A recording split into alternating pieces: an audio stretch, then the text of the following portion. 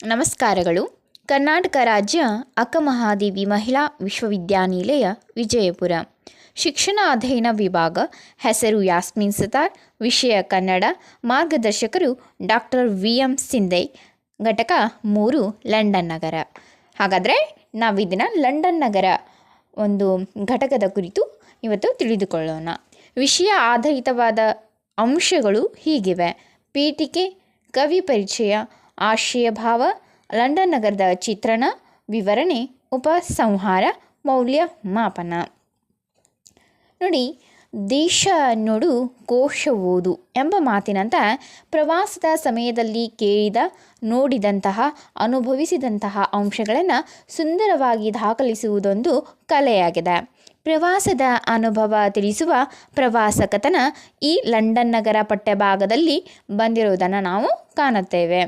ನೋಡಿ, ಕವಿ ಪರಿಚಯ ನೋಡೋದಾದರೆ, ವಿನಾಯಕ ಎಂಬ ಕಾವ್ಯನಾಮದಿಂದ ಪ್ರಸಿದ್ಧಿಯನ್ನು ಪಡೆದುಕೊಂಡಿರತಕ್ಕಂತಹ ವಿನಾಯಕ ಕೃಷ್ಣ ಗೋಕಾಕ್ರವರು ಇವರು ಕ್ರಿಸ್ತಶಕ 1909 ಹಾವೇರಿ ಜಿಲ್ಲೆಯ ಸವನೂರು ಎಂಬ ಗ್ರಾಮದಲ್ಲಿ ಜನಿಸ್ತಾರೆ.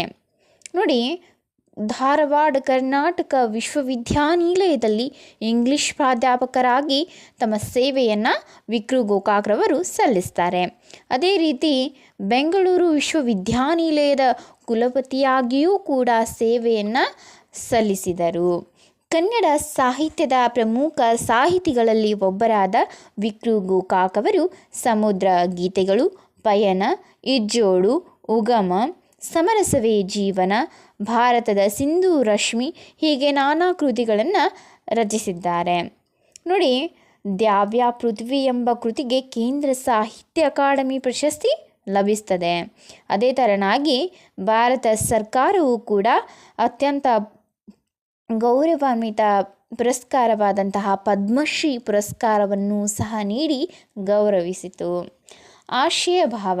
ಲಂಡನ್ ನಗರದ ಆಶಯ ಭಾವ ಏನೈತೆ ಅಂದ್ರೆ, ಶ್ರೀಯುತರು ಅಂದರೆ ಇಲ್ಲಿ ವಿಕ್ರು ಗೋಕಾಕ್ರವರು 1936ರಲ್ಲಿ ಲಂಡನ್ಗೆ ಪ್ರವಾಸವನ್ನು ಕೈಗೊಂಡಿದ್ದಾಗ ಅಲ್ಲಿನ ಅನುಭವಗಳನ್ನು ತಮ್ಮ ಸಮುದ್ರದ ಆಚೆಯಿಂದ ಎಂಬ ಗ್ರಂಥದಲ್ಲಿ ನಿರೂಪಿಸಿದ್ದಾರೆ.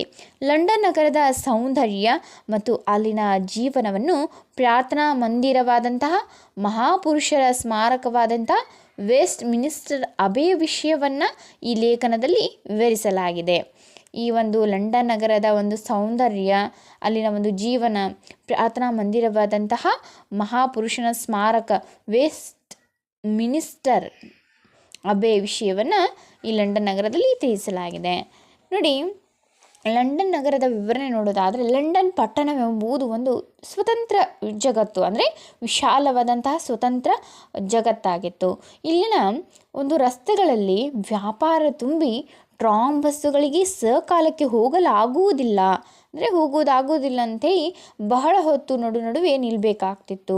ಇದನ್ನು ತಪ್ಪಿಸುವುದಕ್ಕಾಗಿ ಅಂತಾನೆ ಈ ಟ್ರಾಮ್ ಬಸ್ಸುಗಳಲ್ಲಿ ಸರಿಯಾಗಿ ಹೋಗೋದಕ್ಕಾಗಲ್ಲ ಅಂತ ಇದನ್ನು ನಡು ನಿಲ್ತಿತ್ತಲ್ಲ, ಅದನ್ನು ತಪ್ಪಿಸುವುದಕ್ಕಾಗಿ ಭೂಗರ್ಭದಲ್ಲಿ ಗಾಡಿಯನ್ನು ಒಯ್ದಿದ್ದಾರೆ.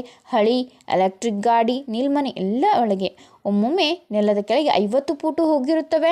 ಜೋರಾಗಿ ಗಾಳಿ ಬೀಸುವಷ್ಟು ಹವೆಯಾಡುವಂತೆ ಇಲ್ಲಿ ವ್ಯವಸ್ಥೆ ಮಾಡಿದ್ದಾರೆ. ನಿಮಿಷಕ್ಕೊಂದರಂತೆ ಕತ್ತಲು ಗವಿಯೊಳಗಿಂದ ಹಾಯ್ದು ಗಾಡಿಗಳು ದಡದಡ ಹೋಗುತ್ತಿರುತ್ತವೆ. ವಿಚಿತ್ರ ಸೃಷ್ಟಿ. ಇಷ್ಟರ ಕೆಳಗೆ ಹಗಲೆಲ್ಲ ಹತ್ತಿಳಿಯುವುದು ಹೇಗೆ? ಅದಕ್ಕಾಗಿ ಎಕ್ಸಲೇಟರ್ಸ್ ಎಂಬ ಮೆಟ್ಟಿಲುಗಳನ್ನು ಈ ಟ್ರಾಮ್ ಬಸ್ಸುಗಳಲ್ಲಿ ಮಾಡಿದ್ದಾರೆ ಅಂಥೇಳಿ ಇಲ್ಲಿ ಕವಿ ಹೇಳ್ತಾರೆ. ಒಂದೇ ಸಮನೆ ತಿರುಗುತ್ತಿರುತ್ತವೆ. ಈ ಟ್ರಾಮ್ ಬಸ್ಸುಗಳಲ್ಲಿ ಎಕ್ಸಲೇಟರ್ಸ್ ಎಂಬ ಮೆಟ್ಟಿಲು ಮಾಡಿದ್ದಾರೆ. ಅವು ಒಂದೇ ಸಮನೆ ತಿರುಗುತ್ತಿರುತ್ತವೆ. ಒಂದು ಮೆಟ್ಟಿಲಿನ ಮೇಲೆ ಹೋಗಿ ನಿಂತರೆ ತೀರಿದು ಅನಾಯಾಸವಾಗಿ ಮೇಲೆ ಇಲ್ಲವೇ ಕೆಳಗೊಯ್ದು ಬಿಡುತ್ತವೆ. ಈ ರೀತಿಯಾಗಿ ವಿಕ್ರು ಗೋಕಾಕ್ರವರು ಲಂಡನ್ ನಗರದ ಒಂದು ಚಿತ್ರಣವನ್ನು ವಿವರಿಸಿದ್ದಾರೆ. ನೋಡಿ, ಮೌಲ್ಯಮಾಪನವನ್ನು ನೋಡಿದಾಗ ಪ್ರಶ್ನೆಗಳು ಹೀಗಿವೆ: ಲಂಡನ್ ನಗರ ಘಟಕದ ಲೇಖಕರ ಹೆಸರೇನು? 2. ವಿಕ್ರು ಗೋಕಾಕರು ಎಲ್ಲಿ ಜನಿಸಿದರು? 3. ಗೋಕಾಕರ 2 ಕೃತಿಗಳು ಯಾವುವು? 4. ಪ್ರಾರ್ಥನಾ ಮಂದಿರ ಯಾವ ವಿಷಯ ತಿಳಿಸುತ್ತದೆ? 5. ಲಂಡನ್ ನಗರವನ್ನು ಯಾವ ಪ್ರವಾಸ ಕಥನದಿಂದ ಆರಿಸಿದ್ದಾರೆ? 6. ಲಂಡನ್ ಪಟ್ಟಣವೆಂದರೆ ಯಾವ ಥರದ ಜಗತ್ತಾಗಿತ್ತು? ಉತ್ತರಗಳು ಹೀಗಿವೆ: 1. ವಿನಾಯಕ ಕೃಷ್ಣ ಗೋಕಾಕ್. 2. ಹಾವೇರಿ ಜಿಲ್ಲೆಯ ಸವನೂರು. 3 ಸಮರಸವೇ ಜೀವನ ಸಮುದ್ರ ಗೀತೆಗಳು. 4 ಮಹಾಪುರುಷರ ಸ್ಮಾರಕ ವೆಸ್ಟ್ ಮಿನಿಸ್ಟರ್ ಅಬೆ ವಿಷಯ. 5 ಸಮುದ್ರದಾಚೆಯಿಂದ. 6 ಒಂದು ಸ್ವತಂತ್ರ ಜಗತ್ತಾಗಿತ್ತು. ಎಲ್ಲರಿಗೂ ಧನ್ಯವಾದಗಳು.